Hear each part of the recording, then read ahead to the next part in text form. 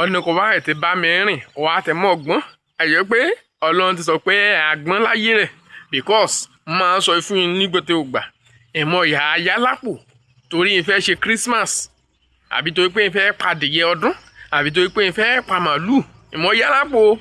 kí n bá ti yà ọ gbèsè nkẹ́ tán lọ́dún eégún ọmọ alágbà apàdà àkàrà jẹ̀kọ́ mo kí mi gún ẹ̀yìn kí n mú ọ̀gbìn jọ́ nìkan ọ̀pẹ̀sì ni torí pé ulé rẹ̀ ta sánsán kúlé ni bá mọ̀ ta sánsán lónìí wàá padà ta sánsán níjọ́ kan àti pé Jésù ní sọjọ́ ìbí ṣé ó yẹ kí n yà á lo fẹ́ǹsìkì lérí ẹ̀fọ́rí ẹlẹ́fọ́rí ṣé ó yẹ kí n lò mo kí mi gún ẹ̀yìn ni o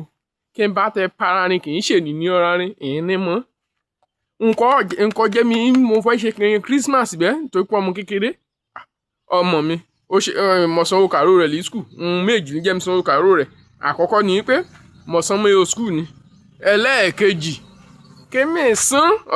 kémi san kó mo padà yà san lọ hospital àbí kémi san ní ilé olóògùn so it's better kémi jẹ́ san lè rọwọ́ ọ̀rọ̀ọ̀sẹ̀ kò yẹ mi san yìí nù ṣùgbọ́n no do pass yourself yo December kò ju 20 days àárín December yẹ ju 20 to 10 days ṣùgbọ́n pa tètè January 60 days ni a múlò ọ̀ kí n múlò 65 days January igun o bí n ṣe yàrí January Pro bí n ṣe yàrí January Pro Max ní yàrí January Pro mo wú wọn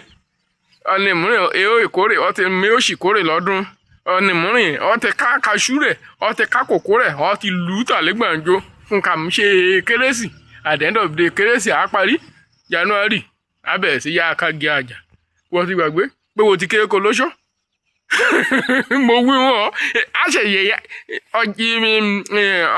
kíní rẹ̀ kọ́ ní sílé dẹ́ẹ̀kì rẹ̀ kọ́ ní sílé kọ́ ẹ̀kẹ́ máa gbórin àṣeyà lu àtàkùn alígbàǹjo olùgbàwá ti da January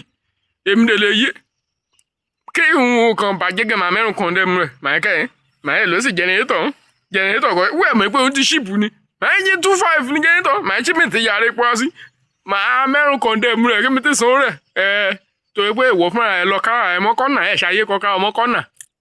so kọ́ mọ̀ bá kára ẹ mọ́kànnà ni mo kí mi wí ọ̀ wá tẹ gbọ́ fídíò mi o kó wá di o fídíò mi àìmí ṣe